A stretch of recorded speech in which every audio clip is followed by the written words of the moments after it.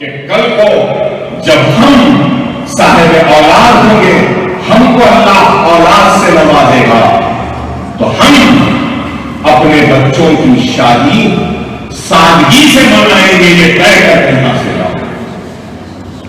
سب سے بڑا اگر کوئی آج ایک ماں کے لیے، باپ کے لیے اگر بوجھ ہے تو وہ شادیوں کا بوجھ ہے۔ کیا ہے تقاضے بتاؤ؟ آپ کو بھی بیٹے ہوں گے، اگر یہاں بیٹی بچیاں شادیاں ہوں گی، بیٹیاں، یہ بیٹیاں ماں بنیں گی اور بیٹے ہوں گے آپ کو، تو طے کر لو کہ ہم اپنے بچوں کے لیے کوئی جہیز کا مطالبہ نہیں کریں گے۔ یہ طے کرو۔ ایک ماں، ایک باپ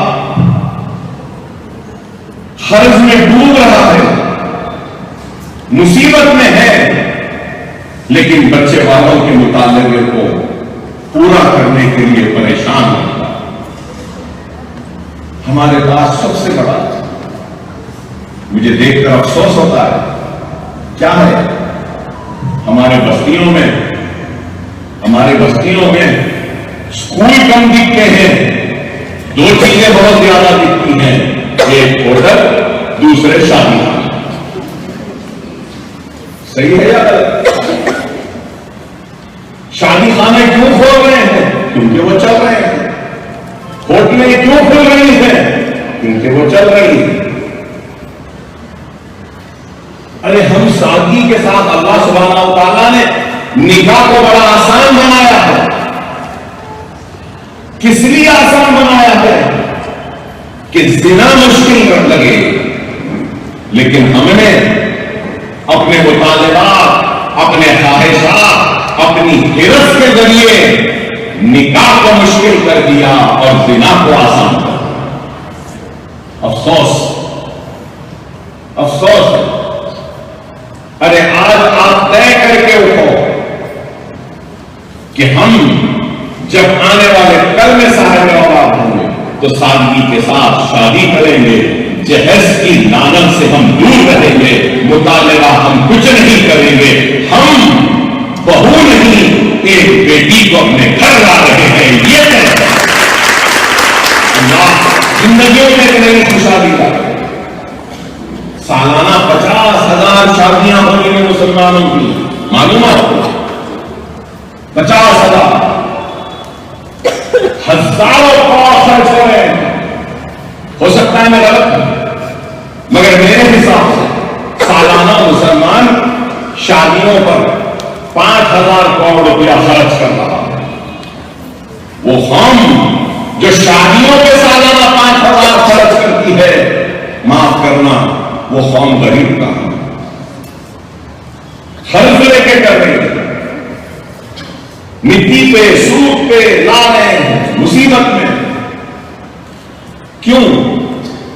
ارے نکاح مسجد میں کرو، ولیمہ اپنے گھر میں ایک 50 لوگوں کو، 100 لوگوں کو بلا لو، کر لو، ہو جائے۔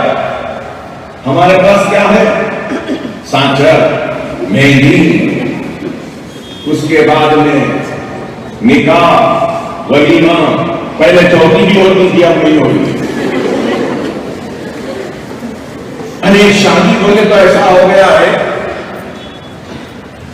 کہ 5-5، 10-10 وقت کھانے کھلانا، چلو وہاں پہ ختم نہیں ہوا۔ سانچر ہو گئی، مہندی ہو گئی، وہ سنگیت ہو گیا، وہ ناچ گانا ہو گیا، نکاح ہو گیا، ولیمہ ہو گیا، اس کے بعد میں جمعہ ہو گیا۔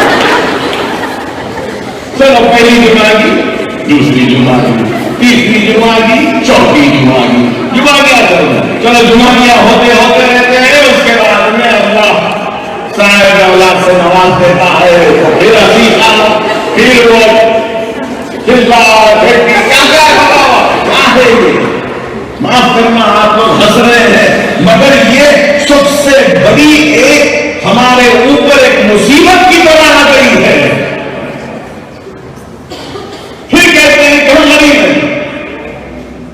ارے 25 آدمی کو بھی کھانا کھلائے تو خرچہ تو ہوگا نا،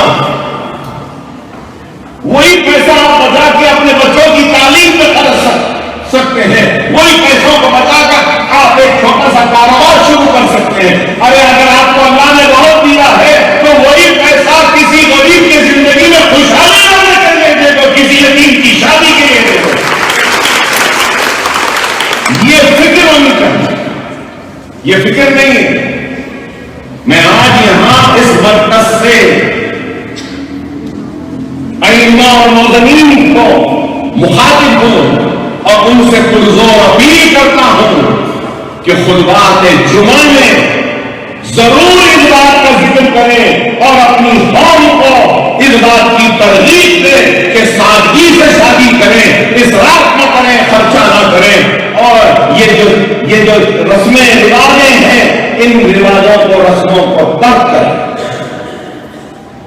یہ ضروری ہے. جب تک ہم اپنے معاشرے میں پھیلی ان برائیوں کا خاتمہ نہیں کریں گے تو ہمارے معاشرے میں خوشحالی نہیں آ سکتی. آپ لوگ کو طے کرنا ہوگا.